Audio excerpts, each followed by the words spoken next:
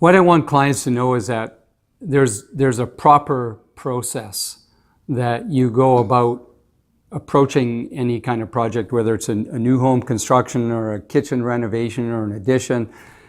There's a proper process that you go through that avoids the problems with jobs taking too long, jobs going over budget, not getting what you want as a client, all those things that you don't want in a renovation project. And we've been doing this long enough that we know exactly the process you need to go through. Every client is going to have a different need, and they're going to have different tastes, different visions of what they want to have, and that's part of the process to bring that out of them, so that we can deliver them the best value and put the money into the things that are going to really make them happy and make the project a success for them.